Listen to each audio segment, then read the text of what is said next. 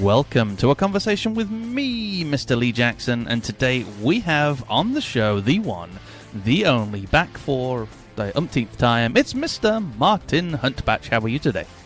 Good, thanks so much for having me on. I missed it. I get withdrawal symptoms when I don't come on here, every few months. I know the feeling, mate. I'm on it every single week, though, to be honest, so, I'm just addicted. You're the rock star. But it's really good to have you on. Folks, if you don't know who Martin is, then please do check out the show notes, because we will link to all of the wonderful things that Martin gets involved in, including previous episodes that he's been on, and also he has spoken on our Stage Agency Transformation Live of 2019 and is returning with his wife Lindsay for 2020 as well. Martin, do you mind just giving us a very quick bio of yourself, and then we'll get stuck into overcoming our content blocks? Yeah, so no, thanks so much for inviting us back on stage as a duo this year. It's going to be really interesting. Yeah. So yeah, we run Jammy Digital, which is a WordPress web design agency, but we generally, help any kind of businesses. But our speciality really is in creating websites that are content driven. So we help our clients mainly with strategy, how to create better content for the website, how to get more traffic, that kind of thing. So that's kind of our passion really, is making sure, the website looks good and works, but, from a content approach, your website's, once it's built, it's not done. You have to have a strategy, and that's what we talk about quite a lot.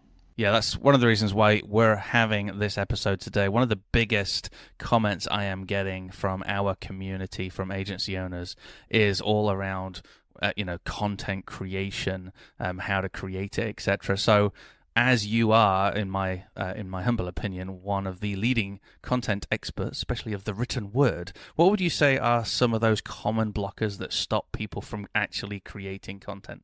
So many. I think actually getting started on this journey is quite a difficult one. I mean, I'll be honest with you, I am not a good writer by any stretch of the imagination, or I've never classed myself as a good writer. You have a secret weapon. Well, that stopped me. I always thought, well, Lindsay's the writer. Yeah. I'll come up with the ideas, maybe she can write the content. But actually, I had my own voice. I had my own, my language is different from Lindsay's, and I wanted it to be my own. So it was a struggle getting started, but actually, when I did get started, I fell in love with it. And I think it's something that most people do. Some people just say, I'm not a writer, or I'm not good at video, or I'm not a talker, I could never do a podcast. But actually, if you just get started, then you find that, if you've got a deadline and you give yourself some constraints, then it can actually turn into a real passion, and it definitely does of mine. So there's so many constraints. Mindset is one of the biggest ones, but actually with something more tangible, I think things like white paper syndrome, maybe you're not sure what to write, that's a big issue. I think we've all struggled with that. You sit down, you need to write a piece of content, and you're just not sure what to write, and you end up wasting time, and you think, why am I wasting my time doing this when I should be focusing on client work? And you let all of that mindset stuff get in the way. So it does matter. Things like not having a strategy, not knowing what to write. That's a major issue. And then that's why so many agencies just write what I like to call fluff content, which is just filler content so that you've got a recent post on your blog page so that people don't, think that you've vanished. We're just going to stick something on there for November, and hopefully people, that'll drive some traffic and this, that and the other. But that kind of content is always really weak. I'm really guilty of that, actually. So the sort of fluff content I'll have done is like how to do something really dull and boring that my clients don't really want to know or care about. Like it might be a bit of CSS, or it might be something. And then eventually I got so lazy that I actually just started changing the dates of my blog posts so it looked like it was recent. That's like the ultimate busy trick. He's so busy, what can I do? Change the dates. Change the date. That's covered me for another 30 days. Yeah, it's a real problem. But the only way that we got over that hurdle was by having constraints and having deadlines. And we actually joined a content challenge where we kept up to date every week with a piece of content. That really helped as well. Yeah, that's good. But I mean, for you, for instance, you've been doing this podcast for years. You must have come up against some resistance over the years as well. Well, I mean, some of the blockers for me, the main thing has always been getting stuck for ideas, trying to work out what it is to do. But also, you're completely right with regards to the mindset. So I actually put off this podcast for about a year because I didn't have that confidence. And every time I started planning it, I would say to myself, right, I'm going to launch this in a month. It's going to get launched in a month, and I'll start planning it. And I've got all these old notebooks I can find with old notes about the podcast and what I'm going to do, etc. But my self-confidence would always hold me back. And it was actually very early. If you listen to very early episodes with Sarah Moore, it was actually Sarah Moore that had a conversation with me and said, "You will not launch unless you tell people you're going to, i.e., be accountable to the public." And I was involved in communities, and people knew who I was as a nice, helpful guy. So I posted out in multiple groups saying, "Hey, I am launching a podcast and it goes live in 30 days. And then on social media, I did a countdown every single day to the day of my podcast launching. It was actually only a couple of days before I actually started recording the episodes. So I was like, oh, crap, I actually have to do this now. And then obviously the rest is history. 4 years later, we absolutely are still here. But it's that self-critical element of us. You mentioned the white paper syndrome. Not only do you struggle to know what to write, but then when you start to write, we are so self-critical, aren't we? It's ridiculous. You write your first line and then you're like deleting it. Oh, no, that sounds so crap. Yeah. And when I'm on the podcast like I am now, and somebody asks me a question, or I ask them a question, or I'm not sure what to say at a certain point because my self-confidence dips a little bit, and I think, oh, I don't know enough. This person's really clever. I think I sound like an idiot. And then when other people then edit this show later on, they're like, oh, that was really good. I really loved what you said. And I'm like, you serious? I felt like an idiot. I thought that was a dumb thing to say. I thought that was just totally obvious. Honestly, I think everybody struggles with that. Yeah. You're never going to get out of this self-editing mode. You edit as you go. You're self-critical, and sometimes that can stop you in your tracks straight away. Absolutely. And it's a real problem. And I mean, I remember when I first started writing content early 2017, when I really got into the flow of it.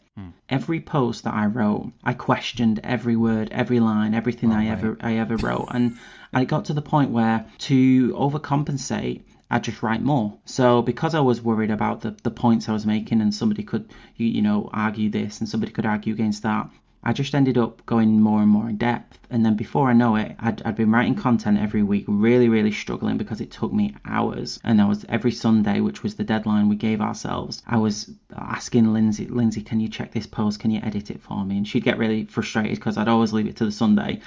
And when we started sharing it, people loved it. They loved that we went really in depth. They loved that the fact that we wasn't relying on our arrogance and the fact that we had all the answers and we could just share it in a 500-word blog post.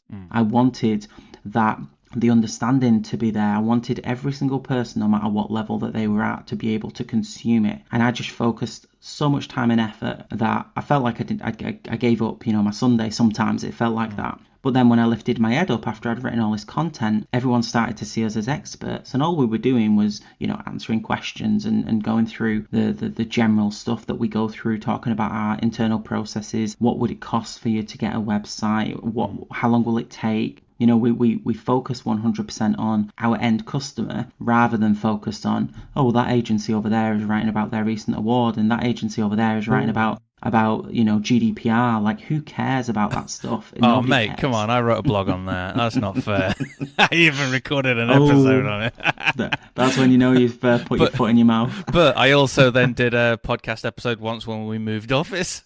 We have moved. I'm like, what can I write about? Oh, we have moved. It happens, it does, but it happens all the time, and it's fine. You understand the value. If you're doing that, you understand the value in adding content to an existing site, keeping it up to date, and that's a great place to start when it comes to having a strategy. Knowing that is important is enough to get you off the starting block, to just change your direction and pivot slightly with a strategy.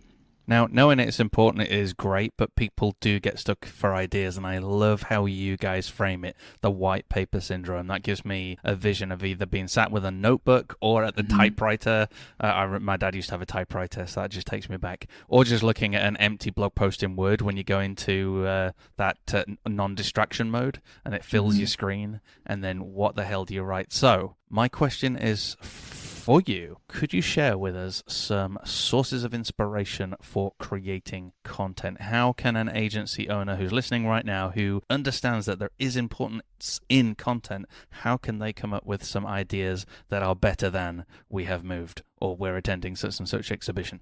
Okay, so what we advise people to do now is not what I did when I first started. However, I still think there's that extreme value in what I did, and hopefully that's going to work for a lot of people as well.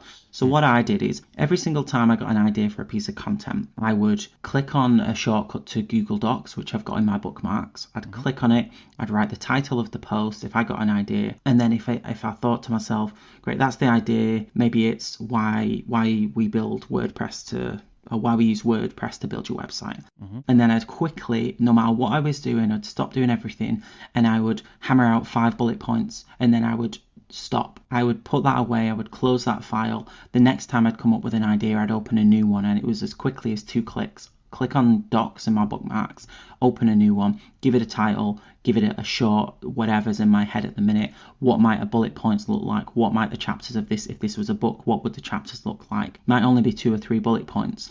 And then when it came to having this challenge, when it came to, okay, I needed to write a piece of content every single week, then I already had these little files that were already there, and it was strong enough to stop me what I was doing when I was busy, so it should be good enough to write when I've got my free time to write. So that was one thing. But you asked how to come up with the ideas. A lot of people might be struggling, they might not have those ideas. So that habit needs to happen.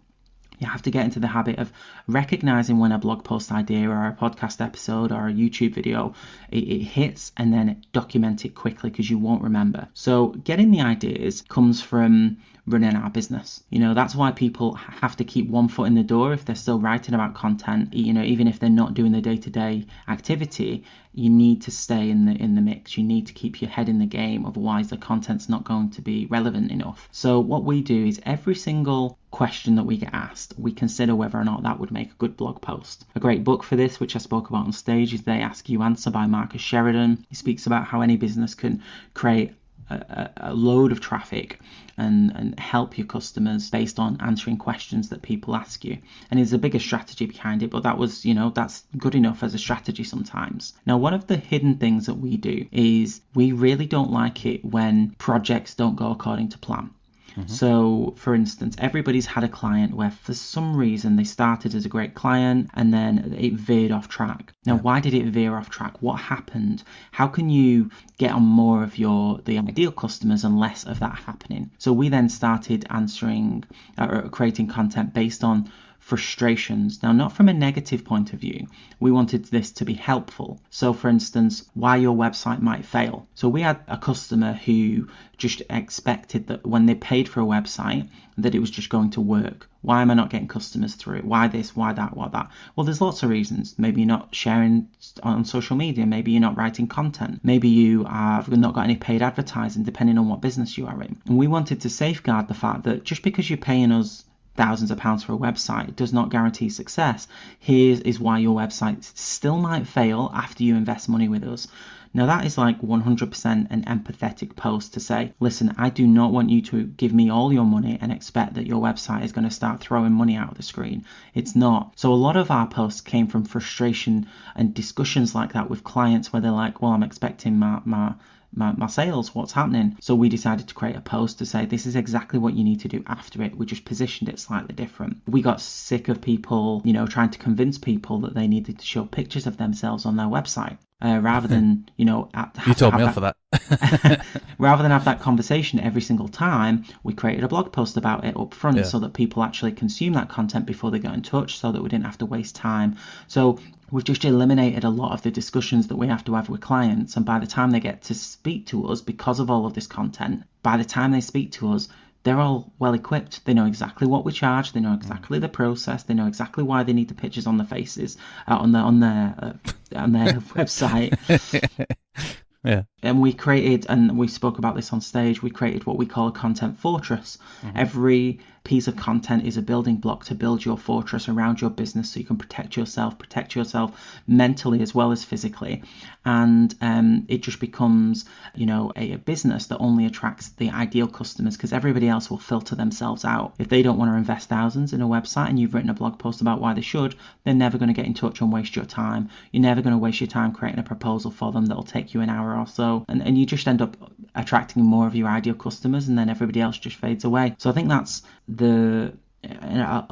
how we come up with content. But we do have a very specific approach to creating content when we advise now. And this is the information that we go through quite a lot with our coaching and consulting clients. But I mean, for me, that's how we come up with ideas. But again, you've done how many episodes now?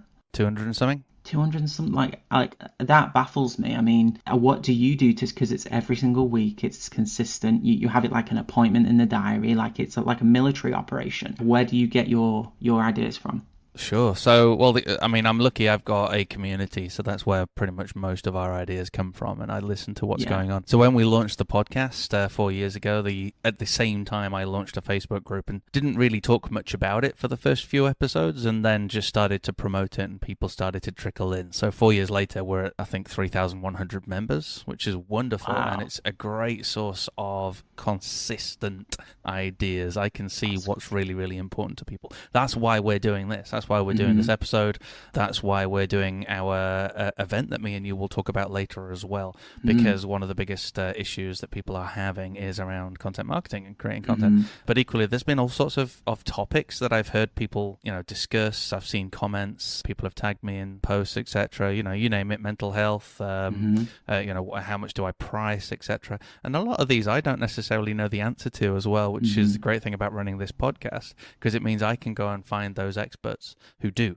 I can reach out to WP and Up and have them on the show soon, which is phenomenal. We're going to be talking about mental health. I can reach out to Matt and talk about funnels. I can get you on and talk about that content castle and things for inspiration. So for me, that's essentially what's spurred me on. Now, I have as well done quite a few solo episodes as well.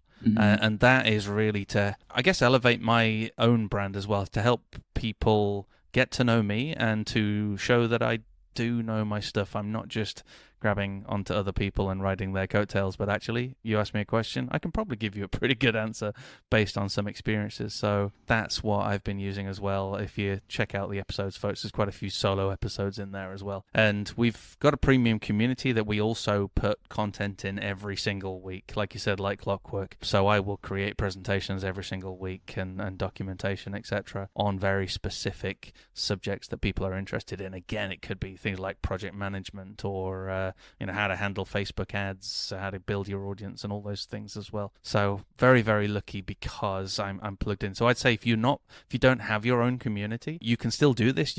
If you are involved at least in other people's communities. So what niche are you in? Go and join those Facebook groups. I mean, I would say LinkedIn groups, but whenever I go into them, they're like tumbleweeds. So wherever your target audience is, go hang out with them. What are the questions that they are asking? And also, very much echoing what you said, is look in your inbox. And I mean, you didn't say quite that, but you were essentially saying, what is it that your clients are asking you? So what are your clients asking you? They're a great source. I always look in my inbox. I look at projects and see what questions came up in projects or what problems happened during projects as well. And then they become the inspiration for an episode of the podcast or of the YouTube channel or for something that's going to be inside of the premium community. So really, it's keeping your ear to the ground. And I will echo what you said about coming up with a title and putting down, a few bullet points, because that's essentially going to be the blog post or the episode or the presentation or the video or whatever it is you're going to make. It works for all of them because you've got your title and you've got the 5 points that you want to say or the 3 points that you want to make,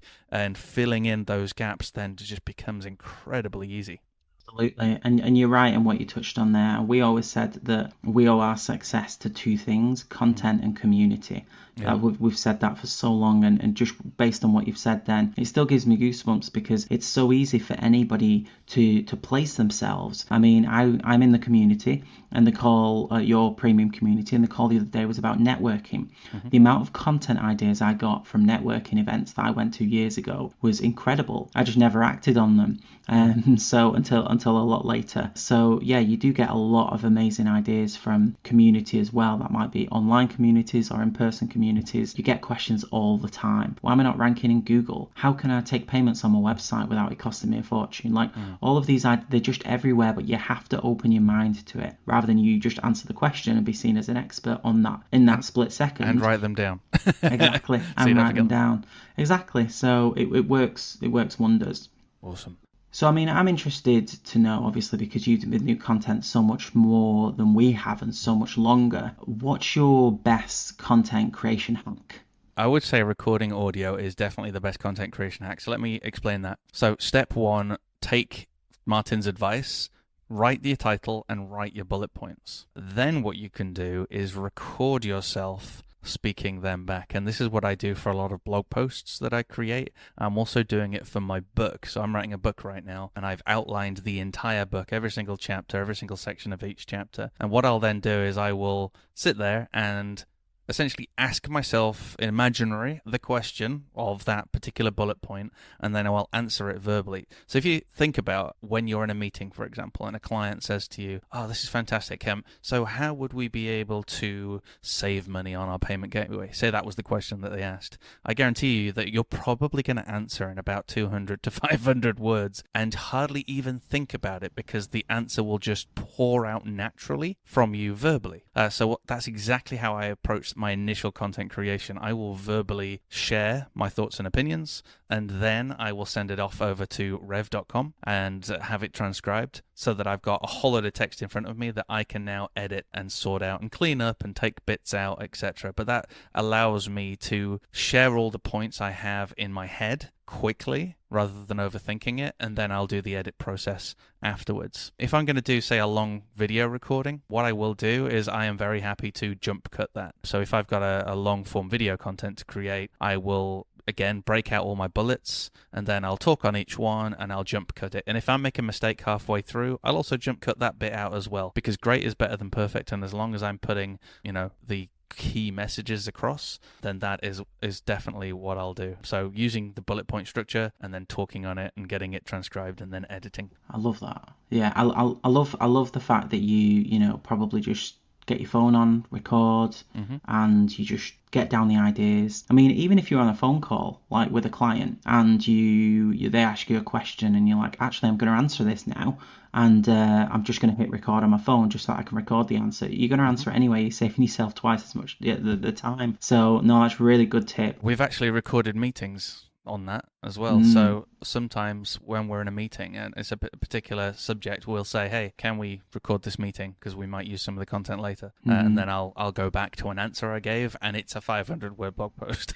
Yeah. I'm like, holy crap, that was amazing. I'm clever.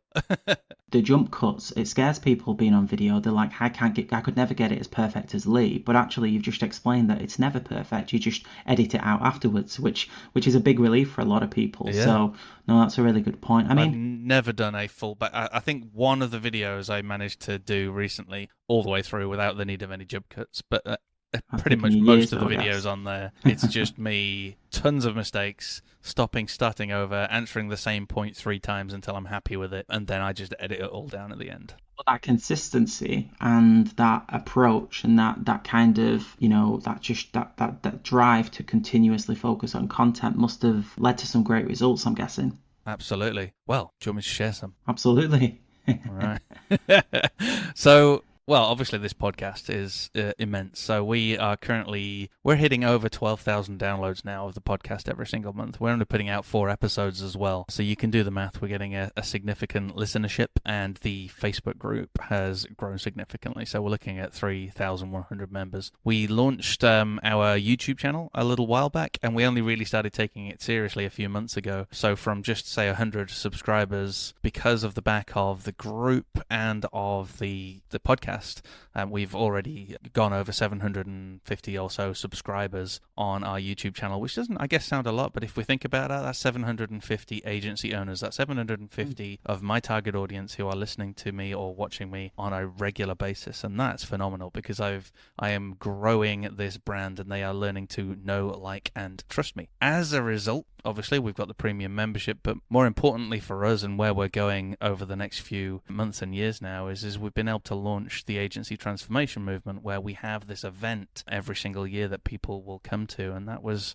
phenomenally successful, and it's creating a whole conversation, around what's important in your agency, helping people understand their identity, their value, building their platform as an agency, and then scaling and growing their business. So it's it's just been a phenomenal platform for us, and it's led to so many opportunities. I can't tell you right now what's planned for 2020, but we have something that's insanely huge planned, and that again is only as a result of us stepping out of our comfort zone, showing up, and starting to create regular content. Just on the plain boring side, even if none of that had have ever happened, we would still be getting new opportunities every single week, which we still do in our inbox, of somebody who's listened to the podcast and they want to work with us, or they want to recommend someone to us because they are aware that we build WordPress websites based off designs by designers. It's a message that they hear all the time, and it's very easy for them to make that introduction. So just by showing up, it's been insane. All of our websites get tons of visits.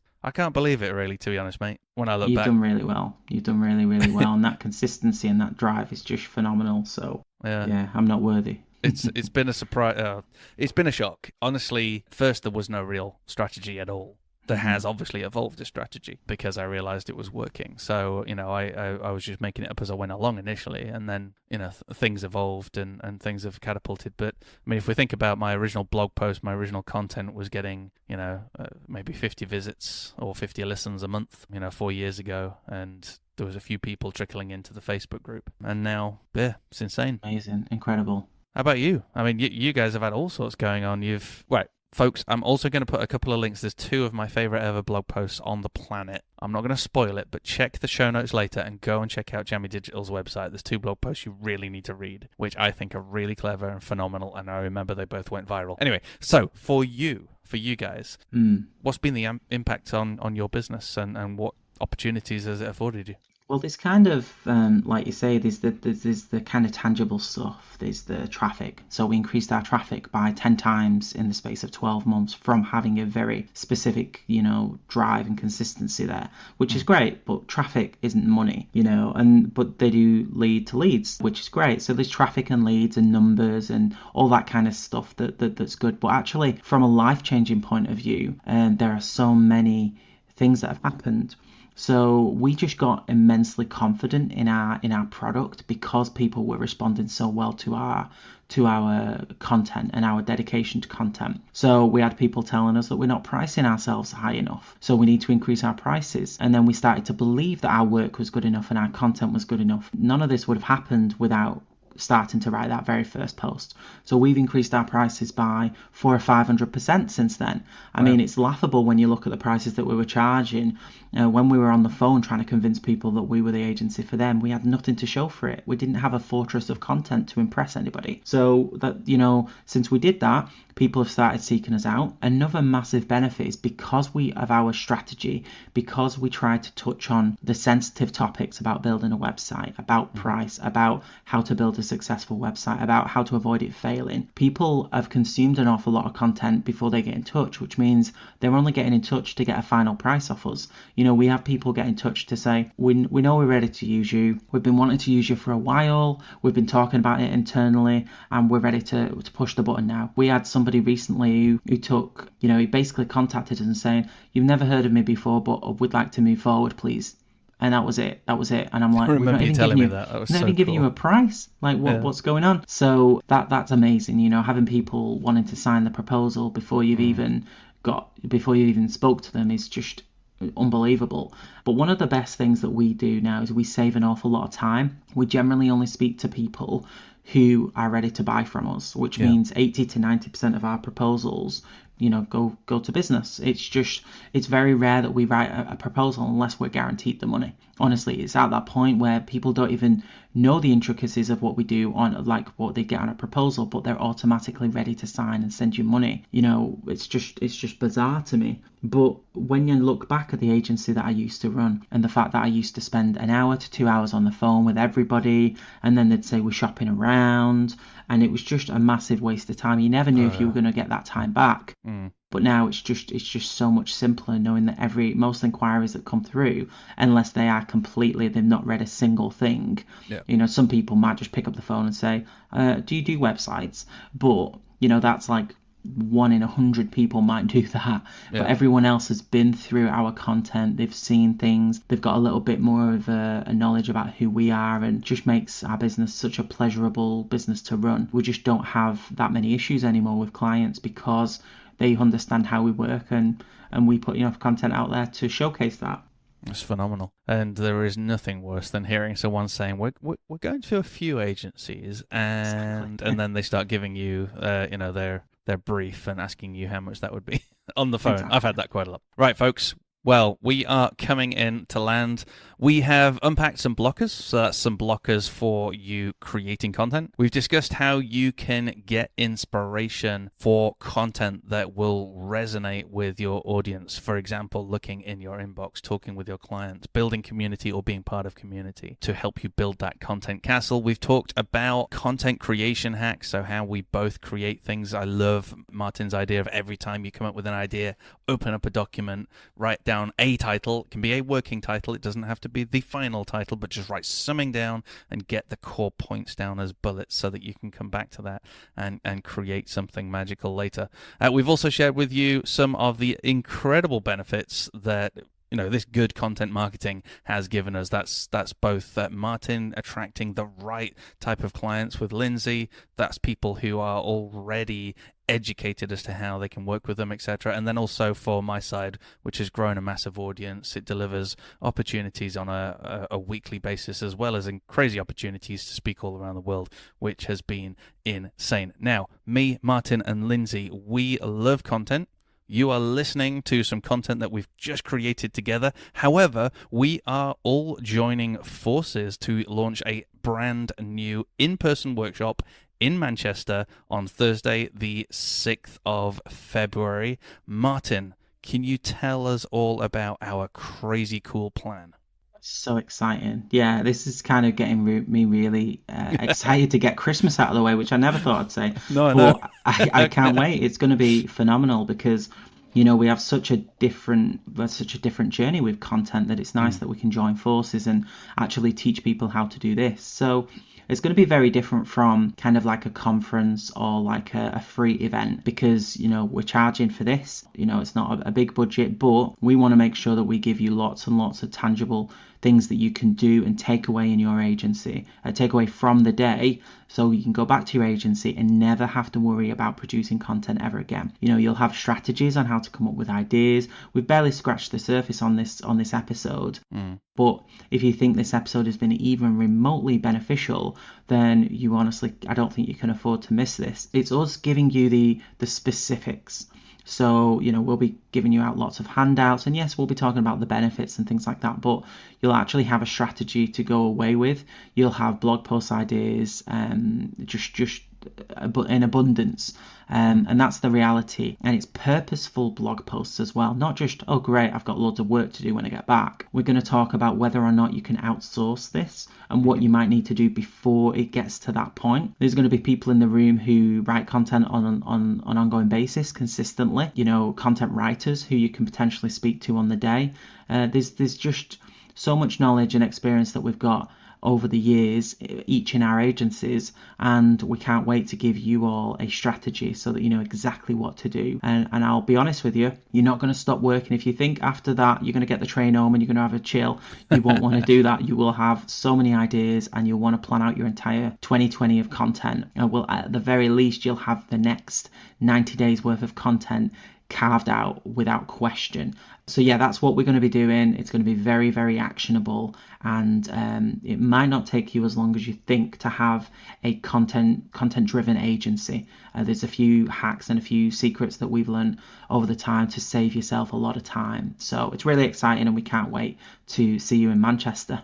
Absolutely. Now, the reason we've joined forces as well is, yes, I know how to create content. I'm a specialist in, building up a big audience on this podcast, etc. But equally, the guys, Lindsay and Martin, are both great at the written word, and they've built their audience that way. So we want to be able to give you that kind of broad spectrum of content types, but also each one of us have very unique skills. Lindsay is so uber organized and helps create phenomenal frameworks, supported by Martin. Martin is a great, you mate are a great teacher as well. So I've seen some of your content that you create inside of your own premium membership. So you are a Thank you. great teacher and a great orator, etc. And then obviously I am there just to be the good-looking one. No, I'm joking. I'm there obviously talking for me because I'm actually the lazy entrepreneur. So I produce a lot, but that's only because I'm lazy. I will be there as well teaching relevant hacks, structures, etc. Now, cost-wise, this is going to cost approximately £200 to £300. However, we will be doing a Black Friday deal because why not? And because everybody listening to this episode are part of our wonderful community and have supported us along the way. Martin, what are we going to charge on Black Friday? Hey, this is actually the first time we've revealed this, and I weren't even sure if you were going to ask me.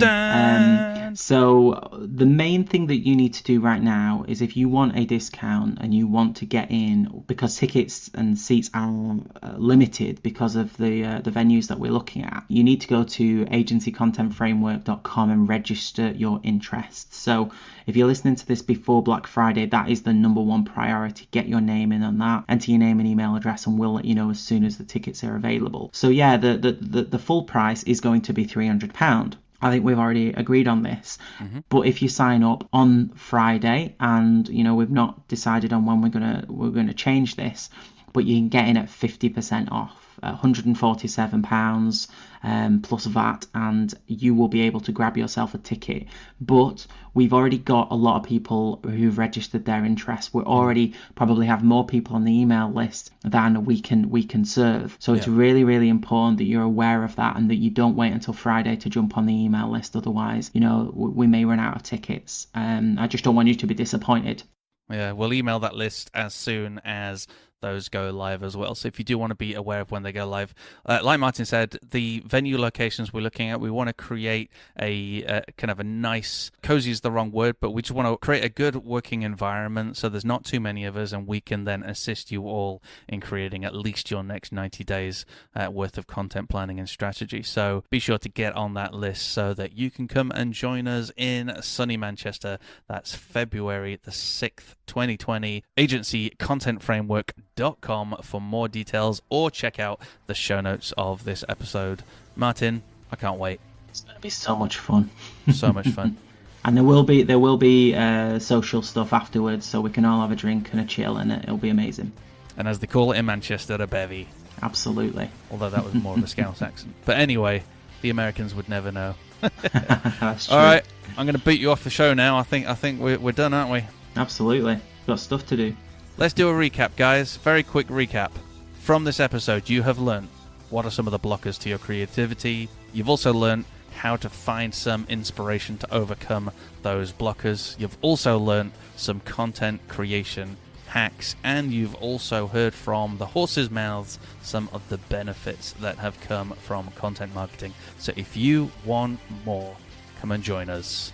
That's agencycontentframework.com. From Lee and Martin, it's over and out.